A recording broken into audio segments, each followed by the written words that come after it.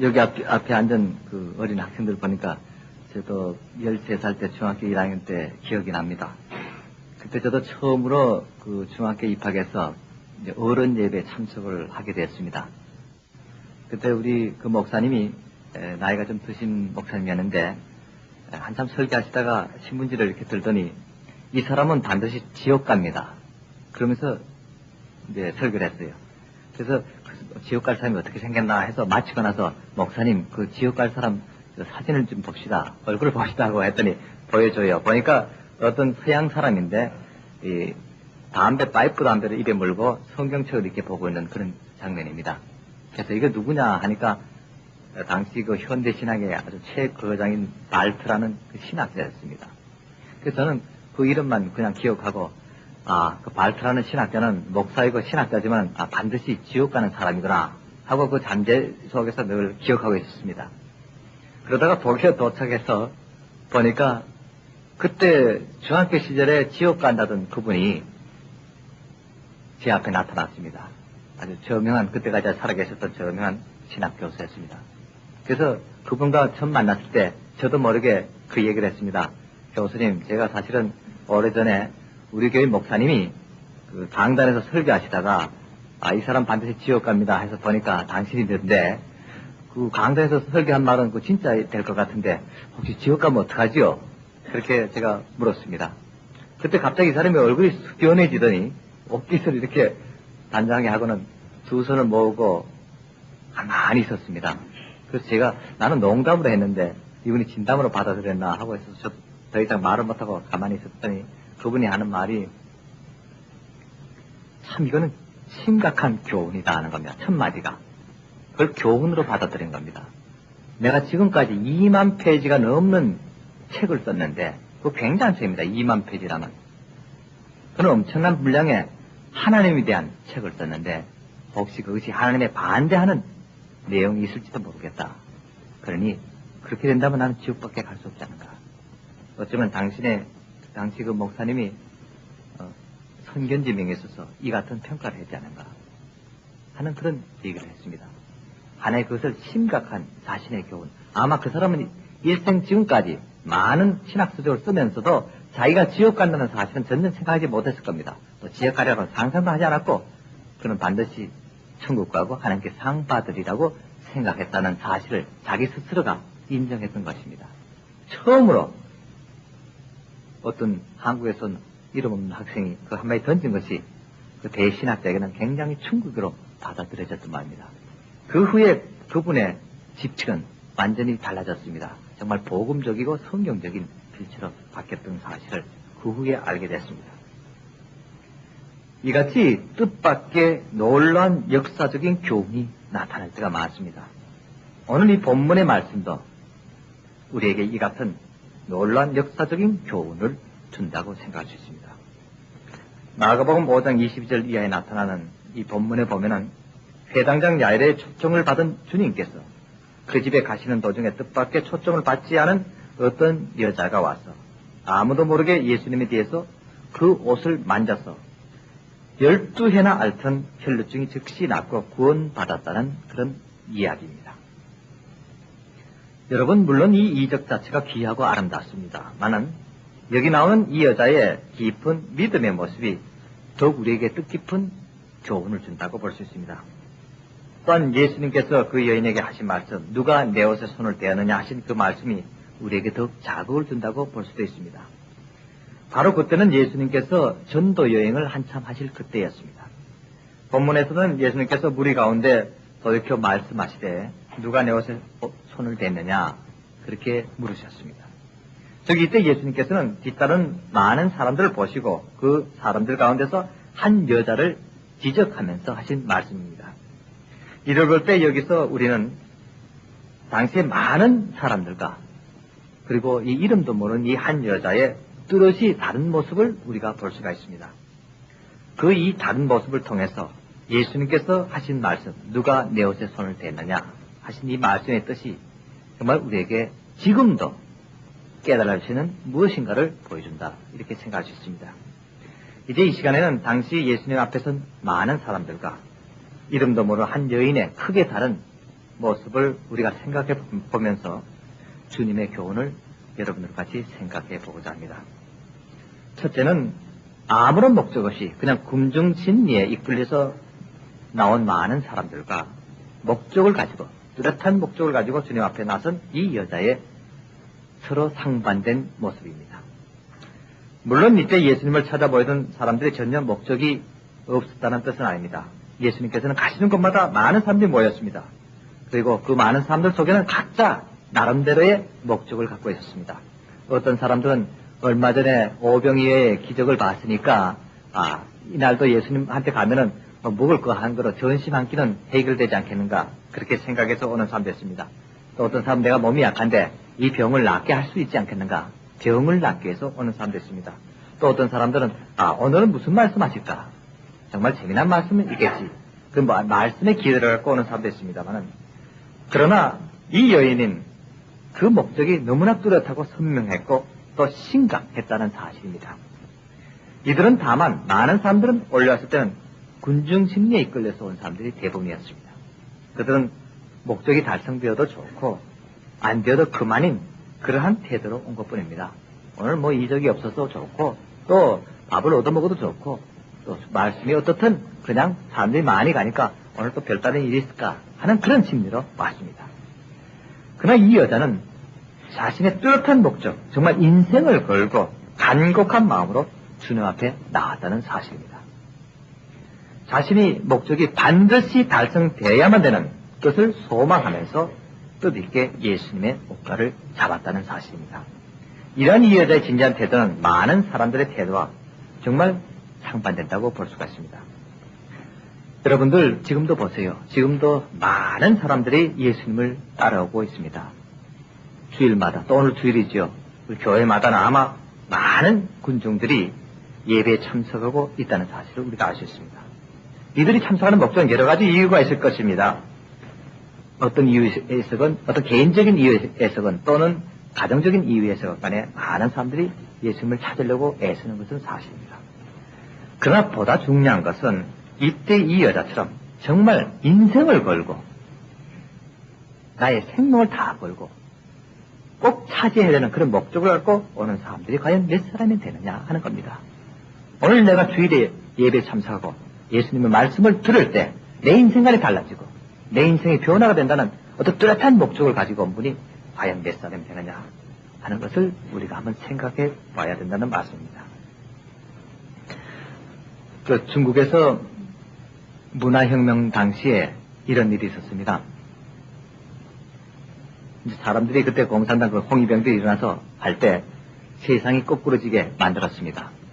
다시 말해서 가족끼리 서로 반목을 하게 되고 사제 간의 반목이 시작됩니다. 그래서 학생들이 학교 교장을 고발하는 사건이 일어났고, 또 사회단체에서는 밑에 있던 부하 직원이 상관을 고발하는 그런 사건이 있습니다. 그런데 어느 가족에 아들이 아버지를 고발한 일이 있었습니다. 그때 그 부모님들은 예수를 믿던 종교를 가진 기독교인이었습니다. 이 아이가 12살 때인데, 이제 소학교를 다닐 때인데, 마지막 졸업반인데 학교를 가니까, 선생의 잘못이라든가, 부모의 잘못이라든가, 우리 공산주의 사상에 잘못되는 그런 게 있으면 누구든지 고발해라. 그러면 상도 타고 정말 영웅으로 대접한다. 이렇게 나붙었습니다. 그렇게 되니까, 뭐 조금이라도 자기 어른이 잘못된 거 있으면 아이들을 그냥 고발합니다. 고발장 쓰고 뭐가 잘못됐어 했는데, 이 아들도 가만히 자기도 뭐 상을 타고 싶은데 가만히 생각해 보니까 자기 아버지 어머니가 매일 아침마다 기도하더라는 거예요. 그래서 거기서 고발장을 썼습니다. 우리 아버지 어머니는 매일 이렇게 기도하는데 이것이 반동분자의 모습이 아니고 무엇입니까? 하고 이제 갖다 냈습니다. 그러자 공안에서 와서 그 부모를 잡아갔습니다. 그래서 인민재판을 학교 마당에서 열게 됐습니다. 그 아들이 그 단위에 올라가서 그 교장이 안내서 올라가서 자기 고발장을 읽습니다. 저 동무들은 이제 부모가 아니죠. 저 동무들은 당의 명을 어기고 매일 아침마다 미신 같은 데다가 기도를 드린다. 그래서 이것을 인민 앞에 고발합니다. 그런 내용으로 고발장을 드렸습니다. 많은 사람이 숙연했습니다. 자기 친부모를 고발한 것은 그 말을 처음 있는 일이었기 때문입니다. 그러니까 당에서 나온 사람이 박수치라고 그러고 그냥 손뼉 치고 뭐 야단합니다. 영웅이라고 이제 상장도 주고 상금도 줍니다. 근데 그다음 문제는 그 다음에 생깁니다. 졸지에 고아가 돼버렸다는 사실입니다. 아버지 어머니가 잡혀 들어갔습니다. 반동분자로. 이렇게 되니까 그 누나는 정신이 나가서 미쳐서 어디론가 도망가 버렸습니다. 얼마나 무서워서 미쳤겠습니까? 그러니까 이 아들이 졸지에 고아가 돼서 혼자 있게 되니까 당에서 정말 충성스러운 당 일꾼이라 그래서 장학금을 주고 중학교도 보내고 또 고등학교도 보내고 대학도 보내갖고는 이 사람이 아주 그 당의 엘리트 당으로 이렇게 하게 됐습니다. 그때 이 사람이 12살이었다고 합니다. 그때 66년도에 세월이 몇십 년이 지났습니다. 한 25년이 이렇게 흐르고 난 후에 이 사람도 당의 중진이 됐고 자기도 결혼해서 자식을 키우게 됐습니다. 근데 어느 날 갑자기 자기가 고발해서 처형당한 아버지의 모습을 보게 됐습니다. 그것은 자기 아들에게서였습니다. 소학교 다니는 아들이 어느 날 갑자기 싱긋이 웃으면서 자기를 돌아보는 그 눈빛이 그때 고발했을 때 아무런 원망도 하지 않고 자신을 물끄러미 바라보고 있던 그 아버지의 눈빛과 꼭 같았다는 사실입니다. 지금까지 생각하지도 못하고 생각할 수도 없었던 그 일이 갑자기 25년 전 일이 생각나게 됐습니다. 자기도 모르게 이거 내가 당에 충성하는 내가 왜 이렇게 마음이 약해질까 하는 그런 마음도 가졌지만 그 자기 아들의 모습에서 아버지를 발견했다는 사실입니다. 이 사람의 양심의 가책이 그때부터 점점 싹트기 시작합니다. 그러던 중에 저를 우연히 만나게 됐습니다. 제가 그랬습니다. 사람은 누구나 죄를 짓는다. 나는 그 사람이 그런 과거가 있다는 건 모르고 그 사람이 설명했습니다. 그 많은 죄를 지면 항상 죄책감에 시달리게 된다. 그러나 우리가 내세에 정말 하나님 나라 영원한 세계로 들어갈 때는 그것은 씻어져야 된다. 깨끗이 씻지 않으면 들어갈 수 없지 않는가. 그렇게 얘기를 했습니다. 이 사람이 저도 만나고 앞에 앉아서 얘기는 잘 들으면서도 뭔가 괴로워하는 빛이 보였지만 무슨 고민이 있는지를 제가 전혀 몰랐습니다. 그러던 어느 날이었습니다. 이 사람이 제게 다가왔습니다. 당신이 얘기하기는 전지전능하신 하나님께서 무엇이나 용서하실 수 있고 무슨 죄든 사해 줄 수 있습니다만은 그러나 용서받지 못할 일을 했는데도 용서할 수 있겠습니까? 나는 그 말이 처음에 무슨 말인지 몰랐습니다. 여러분, 용서받지 못할 일을 했는데도 용서할 수 있느냐? 아무리 하나님이지만 이것은 그렇지 못하지 않겠는가? 그래서 저는 그건 무슨 말인지 몰라서 그게 무슨 말이냐고 했더니 그건 제가 얘기할 수 없습니다. 그러나 너무 괴롭습니다. 그러니까 제가 어떻게 얘기해야 되죠? 바로 그것이 하나님이다. 하나님은 용서하지 못할 것까지 용서하시는 분이 하나님이다. 이 세상에서 용서받지 못할 것, 이 세상에서 누구도 감히 용서할 수 없고 손가락질 할 수밖에 없는 그 어떤 죄도 하나님은 용서하신다. 제가 그렇게밖에 대답할 수가 없었습니다. 그러자 그 사람이 그때서야 안도의 한숨을 쉬면서 자기 얘기를 하기 시작했다는 겁니다. 그때 자기가 바로 아버지 보는 앞에서 아버지 어머니가 무릎 꿇고 번거지를 씌워서 꽁꽁 묶여서 뒤에서는 춤을 뱉고 돌을 던지고 막대기로 때리고 하던 그 장면이었습니다.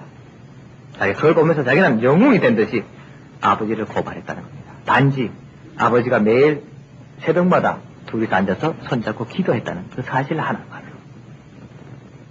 사랑하는 여러분, 여러분 지금 여기서 누가 새벽마다 두 내가 손잡고 기도한다고 해서 고발할 사람이 있습니까? 서로 고발한다 할지라도 그렇게 처형당할 수가 있겠습니까?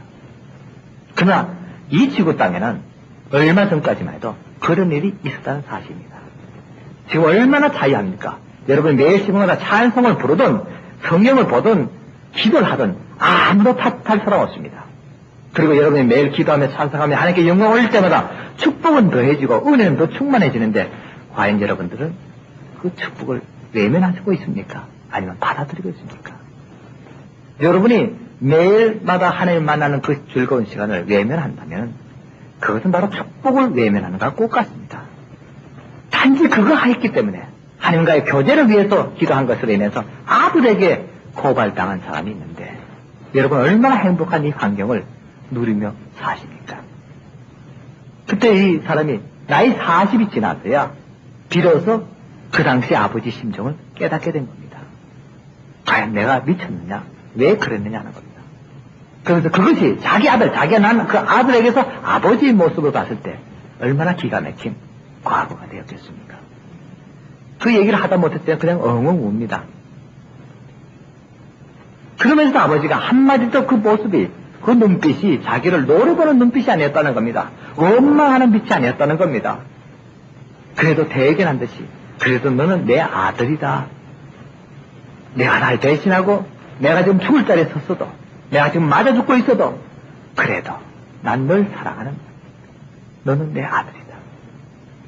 여러분, 그것이 그 아버지의 마지막 모습이었다는 겁니다. 이제 그는 당에서 인정하는 일꾼이 되었습니다. 그러나 뜻밖의 어느 날, 12살 날, 그때 자기가 고발했던 그 나이 때, 그 아들의, 자기 아들의 그 모습에서 아버지를 발견했을 때 비로소 양심의 가책을 느끼고 회개하는 마음이 생겼다는 겁니다. 그때 제가 그 사람의 손을 꽉 잡고 말했습니다. 이것이 바로 아버지가 당신을 사랑하는 또 증거다. 죽어서도 사랑하는 증거다. 왜냐? 당신이 회개하지 못한다면 지옥 갈 수밖에 없는데, 회개할 기회를 당신 아들을 통해서 아버지 모습을 보여줬다는 것이 얼마나 감사한 일이냐. 이제 당신은 어떤 선택을 하겠는가? 아버지로부터, 하나님부터 용서받는 정말 새삼을 얻는 그 인생을 택할 것인가? 아니면 계속 양심의 가책만 하다가 망하는 그런 인생을 갈 것인가? 그런 대화를 나눈 적이 있습니다. 사랑하는 여러분, 여러분 들으면 아마 기가 막힌 일이라고 생각하지만 그 일이 한두 건이 아니고 당시 10년 전 동안의 문화혁명 시절에 언제나 있어왔던 사실입니다. 심지어는 아내가 남편을 고발하고 남편이 아내를 고발하고 옆집 사람이 이웃 그렇게 친하던 사람을 고발하고 그런 일들이 얼마나 많은지 모릅니다. 여러분, 이것이 공산주의라고 들으니까 막 그런다 하지만 제가 미국 와서 처음 LA 와서 들으니까 교회끼리도 그렇게 서로 고발하는 일이 있습니다. 장로님이 목사님을 고발하고 집사님들이 집사끼리 고발하고, 이게 무슨 일입니까, 여러분? 여러분, 우리가 하나님 자녀로서 그 축복받은 것을 행하지 못하고 누리지 못한다면 나중에 무슨 일이 나겠습니까? 큰일 납니다. 큰 환란이 난다는 사실을 알아야 됩니다.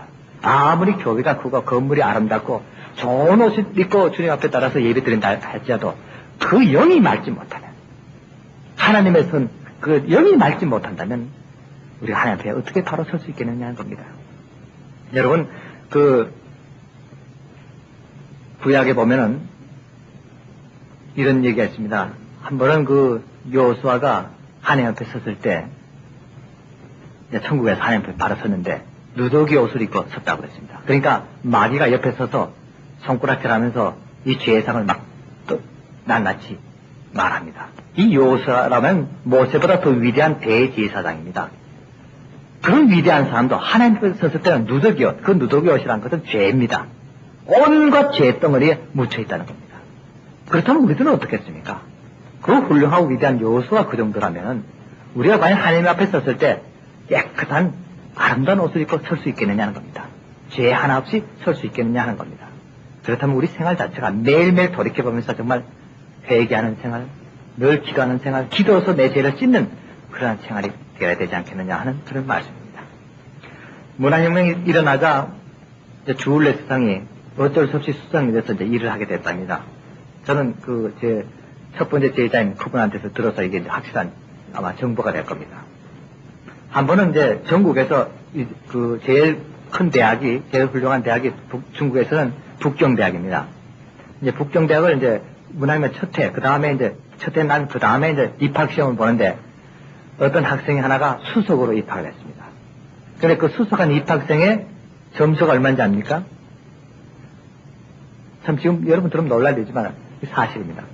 아무 답안지도 안 쓰고 자기 이름만 딱 쓴 백지를 낸 빵점 먹은 사람이 1등을 했어요. 그게 문화혁명이니까 성적 잘하고 100점 먹은 사람 다 떨어졌습니다. 자, 이 빵점 먹은 사람이 수석으로 입학해서 4년을 댕겼습니다. 졸업하니까 또 빵점으로 졸업한 겁니다. 시험 칠 때보다 또 백지를 써내는 겁니다. 그때 했어요. 그게 문화혁명이에요. 문화를 파괴하는 거거든요. 그래서 이 사람은 일본으로 유학 보냈습니다. 국비장학생으로. 잘했다고. 그래서 일본 가서 2년을, 대학원 과정을 마친다고 이제 2년을 보낸 겁니다. 그 돌아오는데 이 사람이 막 얼굴에 징글벙글해서 왔습니다. 그러니까 주울레 수상이 이제, 일기 문화혁명 출신 학생이니까 일본 유학까지 갔다 왔으니까 무슨 상을 타고 왔는가? 자기가 상을 타고 왔다는 겁니다. 그래서 이제 가서 주울레가 이제 그 학생 불렀습니다. 이제 앞으로 이제 거기 대학원까지 일본 대학에서 마치고 왔으니까 뭔가 이제 큰 일꾼이 되겠다 해서 데려와서 이제 나왔습니다. 그러니까 요만한 아주 아름다운 나무 상자에다가 든 상인데 보니까 기가 막히게 조각한 이쁜 젓가락이었습니다. 젓가락 한 쌍을 그 대학에서 공부 잘했다고 축하한다고 졸업 축하로 그걸 준 겁니다. 이보라고 내가 가서 시험도 안 치고 공부도 안 해도 이렇게 상 받고 왔다고 자랑을 했습니다. 그래서 주울레 수상 앞에 이제 데려왔어요. 그 밑에 있던 그 당 관료들도 축하한다고 다 학생인데 주울레 수상은 이 사람은 아주 인텔이거든요. 똑똑한 사람입니다. 독일의 게팅은 대학에서도 공부도 하고 원래 기독교인이었습니다. 그 주울레 수상의 이름이 은나이라고 해서 은혜 은자야 올레자입니다. 은혜가 임했다는 그런 이름으로 할 정도로 그 부모에게서도 그렇게 위안받던 그런 사람입니다. 그러니까 이 사람은 벌써 알죠. 그 상의 의미가 뭔지. 여러분 그 젓가락 상의 의미가 뭔지 압니까? 응? 뭔지 알았어요? 예? 그러니까 그 젓가락 탁 들더니 이마를 딱 치면서 이 밥통아, 이게 밥통이라는 상인다는 거예요. 응? 너는 밥이나 먹을 줄 알지 아무것도 모른다 그 뜻이에요. 그 일본 사람이 그래서 젓가락을 준 거야. 너 이거 갖고 밥이나 먹어라. 중국 사람 젓가락으로만 밥 먹으니까 그런 일화가 남을 정도로 그 문화행위 그렇게 되었답니다. 그런데 당시 그 개혁파이던 유석이라든가 등소편 이 사람 다 쫓겨나는데 어째서 그럼 주울레만 연안에 살아남게 되느냐는 겁니다. 그 사람도 개혁파였고 앞장섰는데 또 세력도 오히려 그 못했던 것보다도 훨씬 앞섰고 많은 총격을 받은데 이렇게 했느냐는 겁니다. 그건 그 사람의 성격이라고 합니다. 그걸 보좌하던 그분이 이제 얘기가 그래요. 이 주울레 수상은 그 많은 적군 속에서도 심지어는 장개석이 반대 아닙니까? 장개석한테도 좋은 평가를 받았답니다. 평생 동안 적이 없었대요. 아주 참 특별한 성격입니다. 그 사람이. 적 편에서도 친구가 됐고 자기 편에서도 왜 권력 투쟁하면 항상 그렇게 의롱됐는데 이 사람은 항상 다 친구니까 이 편이야 저 편 다 조언하니까 늘 살아남았다는 겁니다. 그래서 그 이유가 뭐냐고 제가 물어봤습니다. 그 사람 보고 했더니 원래 그 분이 그 주울레 사람이 청나라 말기에 아버지가 아전이었답니다. 우리나라 치면 원님 밑에서 일하는 그 아전이었답니다. 그런데 그분의 형 되는 분이 이제 골원님 같은 현감으로 일을 했답니다. 그래서 그 아버지 가만히 생각하니까 그 아들이 똑똑하니까 내 밑에 뒀다가는 이 아들이 아들 밑에서 자라서 무슨 출세하겠는가 해서 그 아버지 자기 형님한테다가 양자로 보내버렸습니다. 네. 아무래도 현감은 좀 나으니까. 거기 가니까 거기 사촌들이 있지요. 하니까 이 사람이 거기서 살아남을 길은 그 하인들한테도 잘해야 되고 또 윗사람들 잘해야 되니까 그 중간에 끼어서 거기서 처세술을 배운 겁니다. 그때부터. 그러니까 다 적을 만들면 안 되겠다 이렇게 생각한 겁니다. 그 어릴 때부터 한 7, 8살 때부터 그것이 습성이 돼서 나중에 그 공산당에 입당해서도 그 같은 일을 처지하지 않았는가. 그 사람이 원래 마음이 그렇게 됐다. 그런 얘기를 한 적이 있습니다만 아무튼간에 그 중에서 유일하게 바른 말하고 또 이렇게 다들 칭찬한 이 우등생을 갖다가 이마에 젓가락을 때리면서 이 밥통아, 바로 이게 이 젓가락은 밥통이나 뜻이다 하고 그걸 분지러 버릴 정도로 그렇게 당당한 그런 사람이었다고 합니다. 아무튼간에 그 당시 그 얘기를 들어보면 정말 한심했습니다. 한 번은 제가 어느 삼작교회라고 중계는 교회가 두 가지가 있습니다. 하나는 공산당에서 인정한 교회가 하나 있고 또 하나는 그 비밀 지하교회입니다. 그래서 제가 한번 또 그쪽 교회 목사님하고 우연히 중국 목사님하고 알 기회가 있어서 제가 한번 갔더니 한번 뭐 말씀을 전하라고 그래요. 그래서 첫날은 내가 어떻게 하는가 몰라서 어떻게 해야 될지 몰라서 가만히 서 있었더니 그분이 이제 그때가 이제 문화혁명 끝나고 난 후니까 이제 등석정 씨가 이제 집권할 때인데 올라서더니 중국 목사님이 뭐라고 하나 했더니 오늘 이렇게 맑은 날씨에 예배 드리게 된 것을 그 공산당 여러 동지에게 감사하고 그 다음엔 또 우리 위대한 등소평등제에 감사하고, 뭐 그렇게 나가요, 시도가. 근데 하나님께 감사한다면 없어요. 그러면서 이제 끝나는 겁니다. 야, 참 예배 지금 그렇다. 그럼 나도 저렇게 해야 된다면 내가 못하겠는데 하고 이제 있었습니다. 근데 그 다음 오후 예배를 보는데 제가 했죠. 나는 거두절미하고 일어서서 그랬죠. 아침에 여기 목사님이 서론을 다 얘기했으니까 그건 절미하고 저는 그 본론부터 얘기했습니다. 그리고 이제 얘기를 하고 끝나고 나오려고 하는데 바로 제일 앞에 어느 할머니 옆에 한 7살 먹은 아이가 쪼그리고 앉아있어요. 근데 그 중국에서는 아이들은 교회 못 다니게 하거든요. 20살 넘어가야 교회 다닐 자격이 있습니다. 왜냐면 어린아이들이 교회 가면은 벌써 사상적으로 바뀔 수 있다 그래갖고는 그건 절대 못 다니게 합니다. 그래서 유년주의학교라든가 중고등부가 중국에는 없습니다. 그래서 근데 그 조그만 애가 그래 앉아있길래 이상하다 해서 이 사람 이 아이는 어떻게 허락했느냐고 제가 물었습니다. 그때 그 목사님이 하는 말이 그게 아니고 얘는 부모가 없는 고아인데 우리 여기서 지금 교회에서 키웠다는 거예요. 그 7살 때도. 그래서 그럴 수밖에 없다는 겁니다. 그때가 막 문화혁명 끝난 직후였으니까. 그런데 이제 그럼 그 애가 왜 고아가 되느냐 하고 물었습니다. 그 문화혁명 말기 때에 아주 다정하게 살던 부부가 있었답니다. 근데 그 아내가 만삭이 돼서 이제 곧 아기를 낳게 될 그런 입장이 되는데 당에서 무슨 뭐 사상이 불순한 남편이나 아내가 있는가 봐봐라 하는 지시가 자꾸 내려옵니다. 그래서 이 남편도 뭐 상도 타고 지인국도 하고 싶은 생각을 가만 보니까 자기 아내가 기독교인이었다는 겁니다. 그게 예수 믿는 사람이거든. 그래서 그걸 고발했습니다. 고발하니까 이혼이 당장되고 내쫓으라는 겁니다. 그래서 만삭이 돼서 처단돼 만삭이 돼서 그만 집에서 쫓겨나게 된다. 추운 겨울날인데 밤중에 그냥 무조건 공안부에서 오더니 나가라고 하니까 하수시 나왔습니다. 한밤중 12시가 넘은 밤중인데 눈은 거리에 지금 내리고 있는데 아무 옷까지도 가지 않고 걸어서 나오다가 꼭 죽게 됐습니다. 이 부인이. 그러니까 문이 닫힌 그때 이제 그 문화혁명 때 전부 다 교회문이 다 닫혔습니다. 아무도 못 들어가고 그 당시 10몇 년 동안을 교회를 갖다가 무도장으로 만들었답니다. 이 춤추는 그걸 하고 피아노를 갖다가 이제 악세들과 치고 그렇게 했답니다. 그런데 거기에 이제 가게 됐습니다. 내가 죽기 전에 교회 문 앞에라도 가서 거기서 죽어야 되겠다. 그런 마음으로 이 부인이 그 무거운 몸을 이끌고 밤중에 이제 교회로 향해 오다가 그만 쓰러졌습니다. 교회 문 앞에 거의 가까이 와서 쓰러졌어요. 큰 길에서. 새벽녘이 돼서 이제 장사하는 사람들이 나가다 보니까 길 한가운데서 애기 울음소리가 들리는 겁니다. 앵앵거리고 그렇습니다. 보니까 웬 부인이 빨가벗은 채로 죽어 있는데 옷을 다 벗어서 그 갓난애기를 다 싸주고는 죽어 있더랍니다. 꽁꽁 얼어서. 그러니까 그 부인이 애기를 낳고는 그 애기가 얼어 죽을까봐 자기 옷을 다 벗어서 애기를 입을 좀 똘똘 말아놓고는 세상을 떠납니다.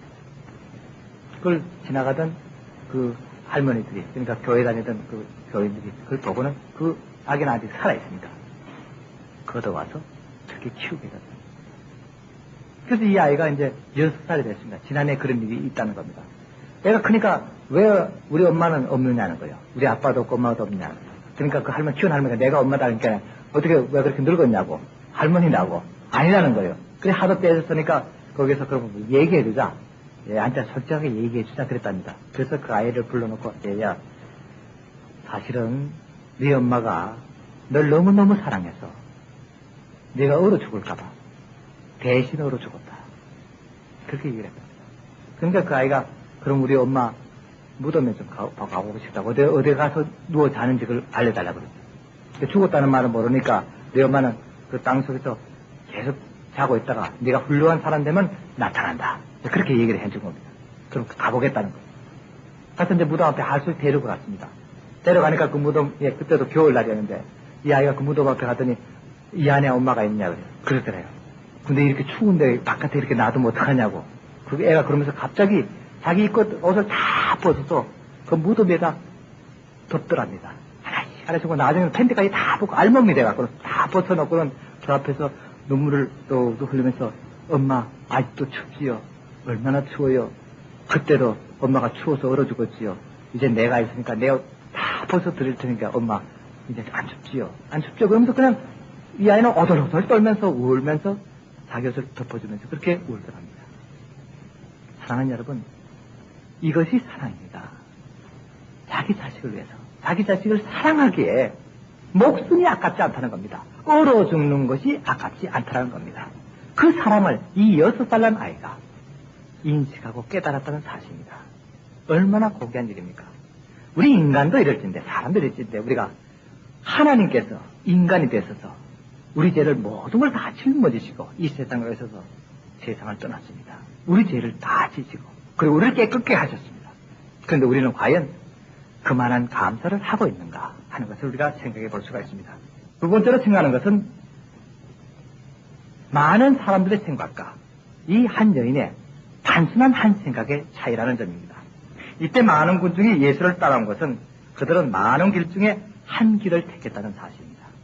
그들에겐 얼마든지 다른 길이 또 있었고 따라서 언제든지 예수님을 떠날 수가 있었습니다. 즉 그들은 그들의 인생의 목적을 이룩해줄 길들이 예수님 말고도 많이 있었다는 사실입니다. 그러나 이 여자에게는 예수님이 바로 유일한 길이었습니다. 예수님밖에 자기 인생을 낚일 길이 없었다는 사실입니다. 이때 이 여인은 그전에도 재물이 많았습니다. 그래서 그 병이 들었을 때 많은 의사를 찾아갔습니다. 또 여러 길을 다니면서 병 고침을 받고자 했습니다. 그러나 이 12년에 나는 세월을 통해서 이 여자가 걸은 모든 길은 전부 실패했습니다. 하나도 제대로 된 길이 없습니다. 그렇게 많던 재산도 다 탕진했습니다. 많은 유명한 의사들에게도 실망했습니다. 이제는 더 쓸 돈도 없고 더 찾아볼 의사도 없어졌습니다. 마지막으로 최후의 소망을 예수님께 걸고 찾아온 것입니다. 여러분, 이 12년이란 거, 이 12년 세월은 실로 긴 세월입니다. 더구나 병이 들어서 병상에서 이 12년 세월은 엄청난 큰 세월이라고 볼 수 있습니다. 여러분, 이 고대 그 유대인들은 이 숫자마다 전부 다 깊은 뜻이 있습니다. 이제 알렉스라고는 이 1이라든가 또 2, 3 이렇게 숫자가 이렇게 나가는데 그 숫자마다 전부 다 큰 뜻을 갖고 있습니다. 예를 들어서 3이라는 숫자는 하늘을 뜻했습니다. 그래서 땅이라는 숫자는 다를 말했습니다. 그렇기 때문에 이 둘을 곱한 12이라든가 7이라는 숫자를 모두 완전수로 말했습니다. 만약 이렇게 생각해 본다면 이 12년이라는 세월은 이 여자에게 있어서는 더 이상 지체할 수 없는 마지막 종국에 이르렀다는 사실을 알 수 있습니다. 이제는 최의 소망을 주님께 걸고 예수님의 옷단을 잡았다는 것입니다. 이것은 예수님만이 구원받으시는 길임을 확신했기 때문입니다. 구약에서는 그 메시아의 그림자를 세 사람으로 봤습니다. 첫째는 왕이었고, 두 번째는 선지자였고, 세 번째는 제사장이었습니다. 그러나 이 구약에 나타난 많은 선지자나 제사장은 다만 메시아의 그림자였지 메시아일 수가 없었습니다. 다만 이러한 구약의 성취자로서 예수님만이 메시아요 그리스도임을 우리는 분명히 깨달아야 됩니다. 여러분, 현대사회는 봅시다. 참 지속적으로 많은 발전을 하고 있습니다. 저도 그 10년 전에 미국을 지나갈 때 하고 이번에 와보니까 뭐가 달라졌어요. 뭐 컴퓨터란 것이 뭐든지 다 만용을 한다는 걸 제가 봤는데 저는 아직 컴퓨터가 어떻게 만지는지 모르고 있었는데 아마 기가 막히게 세상이 변화된 것 같습니다. 그런데 여러분, 이 굉장한 발전을 이룬 이 중심에 현대 과학은 그 어떤 것에서 찾아내는지 압니까? 독일의 히틀러가 많은 과학자, 당시 독일의 유명 과학자 동원해서 아주 만든 그 로켓가 있습니다. 그런데 그것이 10만 분의 5차로 인해서 10만 분의 1의 오차로 인해서 실패해서 이 2차 대전에 패전했다는 기록이 나와 있습니다. 다시 말해서 99.9999999는 됐는데 그 마지막 작은 일 하나가 실패했기 때문에 완전히 패전했다는 그런 사실입니다. 즉 우리가 잘 아는 이 과학 문명의 이 상징인 이 같은 세계 모든 문명이라든가 또 과학 문명이 100%가 없습니다. 아무리 잘해야 99.99999밖에 나타나지 않습니다. 그러나 여러분, 우리 하나님의 역사를 봅시다. 하나님은 천지를 창조하실 때 몇 차례 실험해서 창조하신 적이 없습니다. 또 99.99%가 아니고 완전히 100%로 창조하신 사실을 우리가 창세기에서 알 수 있습니다.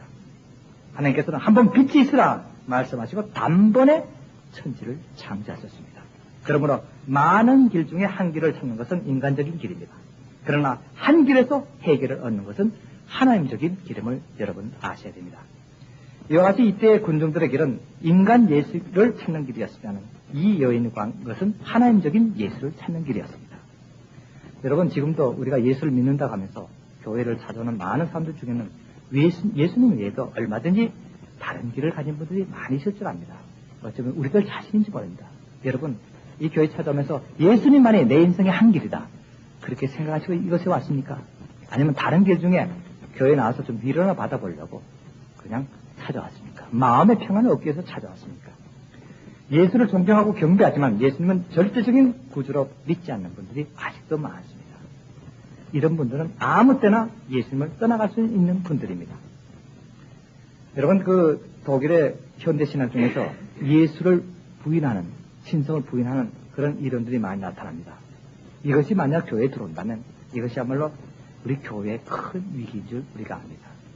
이런 위기에서 우리는 다만 베드로가 고백한 것처럼 천하 인간의 구원을 얻을 만한 다른 이름을 우리에게 주신 일이 없다는 확실한 신앙을 지킬 때만이 주님의 구원의 길에 넘어설 수 있다는 사실을 우리는 깨달아야 됩니다.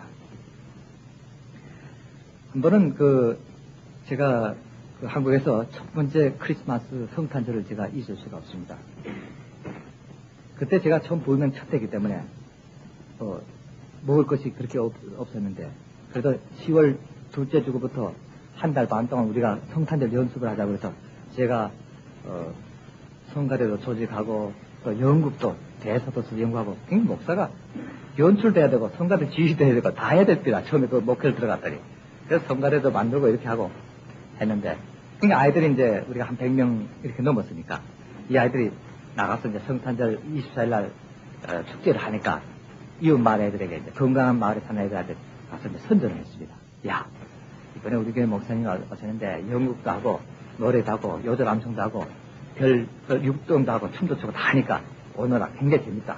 이제 그랬습니다. 그러니까 그 동네 아이들이 뭐라고 하냐면 4월 초파일 날 되니까 절에서 나와서 부처님 생일하고 떡도 나눠주는데 그럼 너희들 예수님 생일에 가면은 떡도 주냐? 이렇게 물었습니다. 그러니까 이 애들 가만히 생각하니까 사실은 먹을 것도 변변찮지만은 이제 그 말에 지지 않게 돼서 야, 떡보다 더 좋은 거 준다. 한번 와봐라. 이렇게 그랬습니다. 진짜냐 하니까 아이고, 우리 목사님 얘기를 하는데 예수님은 뭐든지 가능하다 하더라. 뭐든지 된다 하나. 그러니까 될 거라고. 선전했으니까 24일부터 전 소문 들었죠. 애들 그렇게 전도하고 댕겼다고. 우리 애들은 한 100명 정도밖에 안 되는데 그날 아이들이 한 350명 왔어요. 이웃 마을에서 다 온 겁니다. 그런데 이제 그 큰 애가 오더니 자기들이 이거 거짓말을 하면 안 되는데 어떡하죠? 그래. 뭐냐 했더니 오면 떡보다 더 좋은 거 준다 그랬는데 그 떡보다 더 좋은 거는 소고기 국밥인데 이걸 줄 수 없고 큰일 났다 그런데 나도 그랬죠. 야, 큰일 났는데 최소한 라면 한 봉지씩 사다가 끓여준데도 한 봉지에 그때 100원씩 했으면 이게 35,000원이 필요한데 그 돈 아무리 봐도 안 되거든요. 그때 우리는 한 주일에 헌금을 560원, 뭐 600원 이렇게 나왔는데 그것도 헌금 거둘 때 여기는 이렇게 통에다 넣습니다만 여기는 헌금 넣는다 그러죠. 우리는 헌금을 뱉는다 그럽니다. 이 팔이 심상찮으니까 꺼내서 내릴 수 없으니까 들어올 때부터 입에다가 동전을 딱 물고 있습니다. 그래서 헌금 시간 되면 이렇게 걷어가면 탁 이렇게 뱉어요. 하늘에 그럼 탁탁 이렇게 떨어져서 쭉 나갔는데 이거 헌금 뱉은 것도 얼마 안 되는데 그걸로는 한 달 돼야 몇천 원밖에 안 되는데 뭐 담아 끼워지고 이거 하나 몇 개 사오면 다 없어지니까 이거 큰일 났다. 이제 이 350원 되는 걸 어떻게 먹여야 되는가 이렇게 생각하고 있었습니다. 그러고 있는데 그날은 닥쳐왔습니다. 시간은 그런 날이 그렇게 생각할수록 빨리 와요. 이게 앞이 자꾸 빨리 와요. 그래서 이제 7시부터 이제 저녁 축제가 시작해서 간단히 예배 드리고 아이들 와서 이제 나와서 뭐 히브리어로 성경도 암송하고 또 헬라어로도 암송하고 하니까 저게 무슨 말이냐 그래서 천국 방언이다. 애들 그러면서 이제 했습니다. 하고 연극도 하고 이제 합창도 하고 다 했는데 우리가 3시간 정도 했어요. 그걸 얼마나 길게 했냐. 한 11시쯤 되면 끝나는데 끝날수록 이제 초조해지기 시작합니다. 그때까지 아무것도 없어요. 하늘만 쳐다봐도 없고 내려오는 것도 없어요. 마지막 순서를 마쳤습니다. 제가 이제 폐 기도를 할 차례입니다. 우리 애들은 앞에 앉았다 빠죽합니다. 뒤에 앉았던 그 동네에서 온 아이들은 전부 다 이제 뭐 생기는가 맞춰놓으면 이제 선물 보따리 받으려고 이제 눈이 딱 몰아치는데 제가 기도를 하게 됐습니다. 기도합시다. 다 무릎 꿇고 이제 기도합니다. 제가 이렇게 기도했습니다. 하나님, 지금 이 순간 저희들이 필요한 것을 하나님은 아십니다. 그러나 저희들이 그것을 바라지는 않습니다. 하나님의 뜻이 어디 있는지 그것을 모르기 때문입니다. 우리가 필요한 것을 지금 주셔도 좋고 안 주셔도 저희들은 하나님을 찬양하면 감사할 뿐입니다. 그러나 하나님께서는 저희들을 버리시지 않을 줄 믿습니다. 그러나 하나님께서는 저희들을 버리시지 않을 줄 믿습니다. 하고 아멘 하려는데 갑자기 뒷문이 펄럭 열려요. 그래서 눈을 번쩍 떠서 보니까 왜 모르는 사람이 서는데 아주 택시 안에 들어온 소리가 나고 펄럭 열렸는데 목사님 여기 내가 쌀을 몇 가마 가져왔는데 어디서 넣을까요? 그러니까 또 아이들이 벌떡 와 하면서 일어납니다. 아멘 소리가 그렇게 돼버렸어 크게. 또 나가니까 쌀을 몇 가마를 이게 80kg짜리 몇 가마를 더 있고 또 고기를 그냥 소고기를 아주 잔뜩 싣고 왔어. 기가 막히죠. 그래서 나와서 당신은 나를 아느냐 이렇게 모릅니다. 그래서 그럼 당신 어떻게 왔어? 했더니 어떤 분한테 얘기 들었는데 제가 사실 좀 고민이 있는데 목사님만 찾아가면 해결된다고 그래서 그래 가려고 그러니까 야 가기 전에 뭐 좀 가져가라고 그러더래요. 그래서 뭘 가져가냐니까 먹을 거나 가져가면 될 거라고 그 사람이 그랬답니다. 서울서 내려오는데. 그래서 자기가 뭘까 하고 생각하다가 방대에서 쌀 몇 가마 사고 고기랑 사갖고 왔습니다. 그래서 거기서 이제 솥을 걸고 온 동네 사람 모여서 밥을 하고 했으니 정말 소고기 국밥을 만들게 된 겁니다. 그러니까 다 모여서 먹으면서 우리 애들도 먹으면서 옆에 애들 보고 뭐라고 합니까? 그거 봐라.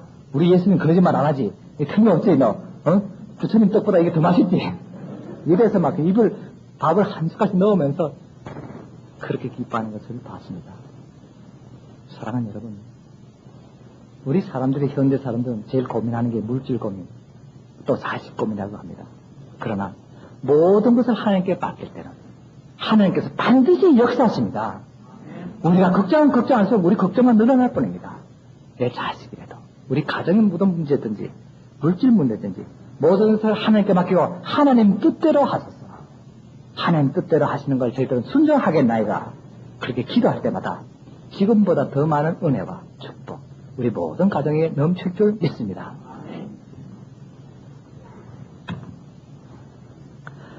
지난 시간에 이어서 말씀드리겠습니다. 독일에서 제가 그 신학부에 있을 때 캐트릭 신학부에 다니는 그 학생과 아주 친밀하게 지냈습니다. 그래서 그 친구의 그 영향을 좀 받아서 그런 건 아니지만은 제가 카톨릭 신학에 대해서 좀 관심이 있어서 제가 카톨릭 신학부에서 몇 학기를 공부한 적이 있습니다. 그때 공부할 때 그 사람들은 앞으로 이제 캐톨릭 신부가 돼서 전 세계에 나가서 그 사역할 그런 사람들이었습니다. 그 특별히 같이 친하게 지내던 그 캐톨릭 신학생 한 사람이 저랑 같이 늘 교우하면서 여러 가지 그 개신교 신학과 캐톨릭 신학의 그 다른 점에 대해서 토론하는 점이 있습니다. 그때 그 사람이 하는 말이 이 개신교라는 것은 너무 좀 이렇게 직선적이고 또 투쟁적이지 않느냐. 그 반면에 캐톨릭 신학은 오히려 보수적이고 복음적이고 성경적이다 하는 그런 얘기를 저한테 했습니다. 그러면서 하는 말이 신앙이라는 것은 조용한 가운데서 정말 비폭력적으로 해야지 그렇게 개신교 사람들처럼 그렇게 소란하게 해서야 되겠는가. 그때 이제 아시아 쪽이나 이런 데서 여러 목사님들이 반독재 운동하고 그런 이제 소문을 많이 들을 그때였습니다. 70년대였으니까 아마 그때 우리 한국도 그런 영향이 많았습니다. 그렇게 상당히 성경적이고 보수적이고 복음적이라고 하던 그 친구가 신부가 돼서 어느 날 남미에 그 남아메리카 지역에 사역을 하고 떠났습니다. 그리고 저는 이제 한국으로 오고 그러다 수년 후가 돼서 독일에서 우연히 그 친구를 만나게 됐습니다. 근데 깜짝 놀랐습니다. 전혀 다른 사람으로 표현했던 겁니다. 눈에는 살기가 등등하고 얼굴은 시커멓게 탔고 또 이 발톱이라든가 이런 데는 칼자국 같은 것도 났고 아주 그리고 이 옆구리는 총자국도 난 그런 모습이었습니다.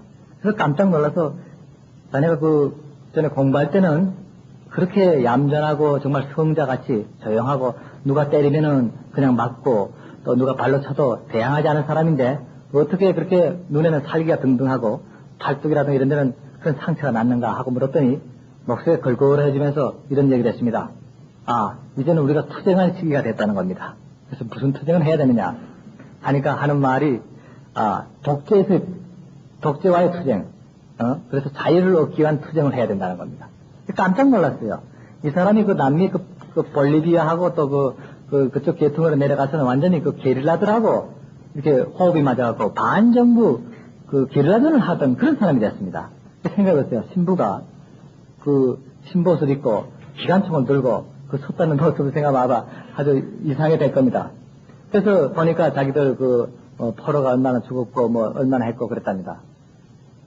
그래서 제가 하도 이상해서 이제 참 계속적으로 묻게 되는데 그럴 이유가 있는 것이 당시 그 70년대 초부터 독일 신학에서는 해방신학이라는 것이 그때 아주 유행하기 시작했습니다.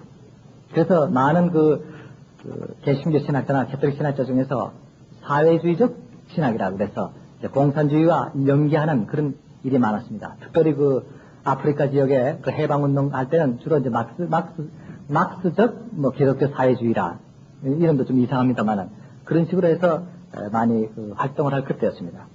그래서 저는 이제 한국에서 있다가 전혀 몰랐기 때문에 와서 이제 그 얘기를 듣게 됐습니다. 그래서 그 친구 하는 말이 모든 데서 해방이 돼야 된다. 이 체제에서 해방 첫째 그럽니다. 그 다음에는 독재에서 해방, 가난에서 해방, 또 빈곤에서 해방, 그 다음에 압제에서 해방, 독재 정권에서 해방, 그 종류가 해방 종류가 많습니다. 그러기 위해서는 폭력을 휘둘러야 된다. 총을 들고 피를 흘려야 된다. 이럽니다. 불과 몇 년 전까지만 해도 저보고 하는 말이 절대로 우리는 폭력을 쓸 수는 없다. 개신교 너희들처럼 그렇게 해서는 안 된다. 하고 비폭력주의로 옹호하고 정말 성경적이고 복음적으로 오른편 뺨을 치거든 왼편 뺨을 대야 된다. 하고 역설하던 그 친구가 몇 년 사이 그렇게 달라졌습니다. 그래서 저보고 하는 말이 자네도 한국 살면 한국도 그 당시 독재, 군사 독재라고 해서 아마 박정희 대통령 79년도 지나고 이제 전두환 씨가 정권 잡을 때니까 거기서 자네도 총 들고 투쟁해야 된다고. 근데 저보고 이제 그렇게 아주 열을 올리던 그런 친구였습니다. 조용히 듣고 있다가 제가 물었습니다. 이 사람아, 해방 좋지. 가난에서 해방되는 거 참 좋다. 빈곤에서 자유함을 얻는 거 좋다. 억압에서 자유함을 얻는 거 좋다. 그러나 그보다 먼저 해야 될 해방이 있다. 아무리 가난해서 해방되고 독재에서 해방되고 또 이 세상에서 모든 체제에서 해방되다 할지라도 이게 선행되지 않으면 그게 무효다. 아무 소용없다. 계속 반복되는 투쟁밖에 되지 않는다. 반복되는 피 흘림밖에 되지 않는데 그럼 그걸 모르느냐? 성직자로서 그걸 모르는가? 물었습니다. 이 친구가 얼굴 둥그레지더니 가만히 있어요. 그게 뭐냐 그래요? 제가 그랬죠. 먼저 우리가 해방돼야 될 건 자유함을 얻으려면 죄에서 해방돼야 된다. 나 자신의 죄, 너의 죄, 우리의 죄 여기서 해방되지 않고 그 다음 세상적으로 정치적인 구호를 외친다고 해서 그것이 진정한 해방이 되겠는가. 그래서 죄의 자유라는 게 뭐냐? 죄에서 자유라는 게 뭐냐? 자네가 정말 진정한 자유를 얻으려면 왜 살아있느냐? 전 죽었어야 되지 않는가? 자네 게릴라 운동 같이 하던 부하들은 수십 년, 수백 년 죽었다면서. 그래서 복수를 해야 된다고 그랬지 않는가? 복수 이전에 자네가 먼저 앞장서서 죽었어야 되지 않는가? 정말 자유를 얻으려면 자네는 멀쩡하게 살아있고 지휘관들은 다 살아있고 부하들만 다 죽이는 그런 투쟁이라는 것은 진정한 자유가 아닙니다. 오히려 더 큰 무서운 독재를 낳지 않느냐. 여러분 사실 그렇습니다. 여러분 우리는 자유함을 얻기로 합니다. 세상 속박에서 해방되길 원합니다. 그 중에 먼저 해방되고 자유함을 얻을 일은 벌써 나의 죄에서 우리의 죄에서 해방되어야 됩니다. 우리의 죄에서 자유함을 얻지 않으면 그 모든 문제는 아무것도 아닙니다. 계속 반복되는 시행착오가 된다는 사실입니다.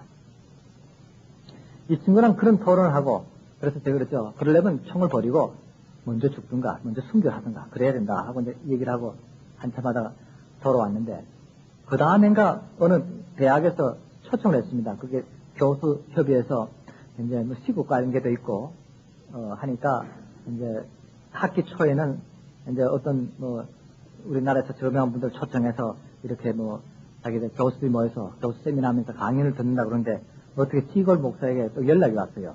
어떻게 한번 해줄 수 있느냐고.